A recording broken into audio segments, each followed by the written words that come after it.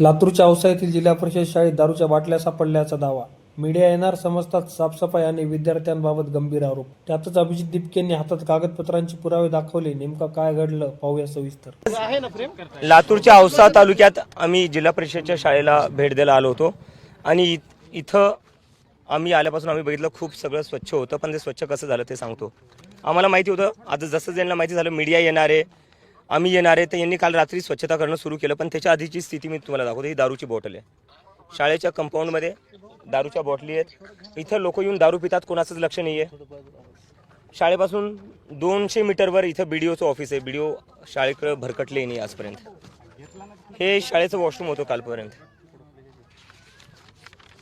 गांजा आणि दारू शाळेच्या कंपाऊंडमध्ये रोज बाहेरून लोक येतात, गांजा आणि दारू पितात.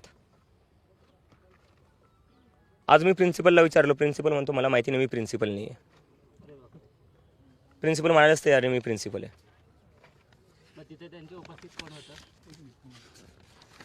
आणि हे काल रात्री जेव्हा त्यांना कळलं मीडिया येणार आहे, तेव्हा यांनी काल संध्याकाळपासून साफसफाई सुरू केली होती. आम्हाला वाटलं ठीक आहे, चांगली गोष्ट आहे, मीडियामुळे होऊ द्या, लोकांमुळे होऊ द्या, आम्ही येतोय म्हणून होऊ द्या, साफसफाई तो होती, चांगली गोष्ट आहे. तर आज मी ते बघायला आलो. नंतर मी मुलं जेवत होते, त्या मुलांजवळ बसलो. मी काय खात आहेत, जेवण चांगलं आहे की नाही ते विचारपूस करत होतो.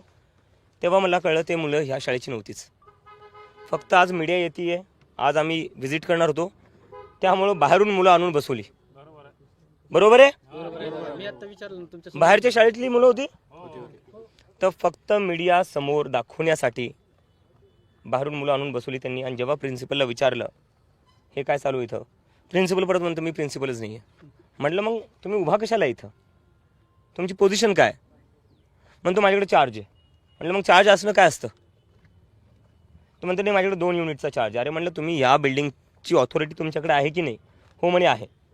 मग म्हटलं ही मुलं आली कसं काय बाहेरून? तो म्हणतो मला नाही माहिती. हे शाळेची अशी अवस्था झाली. एक मिनिट मला पूर्ण करू द्या. मग म्हणतो प्रिन्सिपल म्हणतात मला माहिती नाही. म्हणलं तुम्हाला माहिती काय मग प्रिन्सिपल म्हणून? तुम्हाला जर प्रिन्सिपल म्हणून तुम्हाला हे माहिती नसेल इथं बाहेरून येऊन लोक गांजा फुकतायत, दारू पितायत, तुम्हाला माहिती काय? मग बाहेरून येऊन मीडियासमोर दुसरे स्टुडंट्स आणून बसवले, तुम्हाला माहिती काय? मग नंतर मग आम्ही BDOला कॉल केला. BDOनी फोन ऑफ केला. नंतर आम्ही BDOचे असिस्टंट म्हणलं असिस्टंट असतील तर असिस्टंटला भेटू. असिस्टंट पळून गेले. सभापती मॅडमला विचारलं BDO कुठे? तर ते म्हणतात BDO कोणत्या गावाला गेले? लातूरला. आणि आणि दुसऱ्यांनी BDOनी जेव्हा यांचा कॉल उचलला यांना म्हणला हसेगाव. सभापती मॅडम म्हणतात लातूरला. इथं कुठलेही जे ऑफिशियल्स आहे कोणालाच काय माहिती नाही चालू काय, कोणालाच काय माहिती नाही इथं काय चालू आहे काय नाही. नुसतं हवेवर सोडलेलं आहे सरकारी शाळेतल्या मुलांना.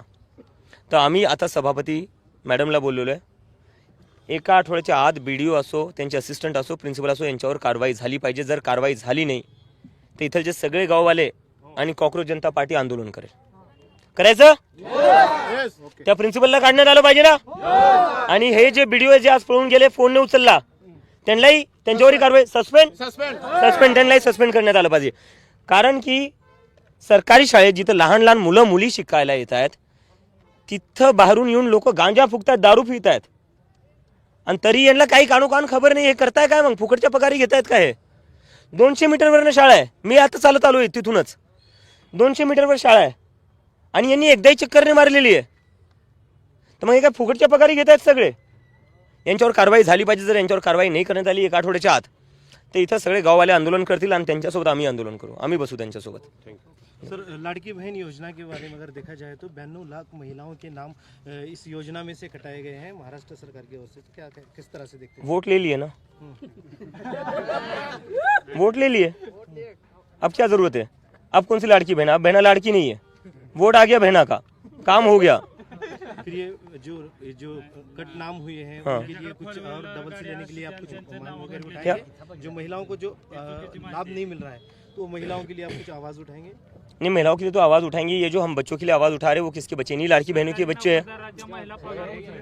इन्हीं लाड़की बहनों के बच्चों के बच्चे हैं, बहनों के बच्चे, उनके लिए ही तो लड़ रहे हैं ना हम. और उनको 1,500 देकर क्या होगा? आप उनको 1,500 दे रहे हो लेकिन उनके बच्चों को अच्छी शिक्षा नहीं दे रहे हो, इसलिए उनको प्राइवेट स्कूल में डालना पड़ता है. 1,500 में हो रहा है उनका प्राइवेट स्कूल में एजुकेशन. या शाळेच्या प्रकरणात करण्यात आलेले आरोप कितपत खरे आहेत हे चौकशीनंतर स्पष्ट होईल. मात्र शाळेच्या सुरक्षेपासून प्रशासनाच्या जबाबदारीपर्यंत अनेक गंभीर प्रश्न नक्कीच उपस्थित झाले आहेत. आता या प्रकरणावर प्रशासन काय कारवाई करतं हे पाहणं देखील तितकंच महत्त्वाचं ठरणार आहे.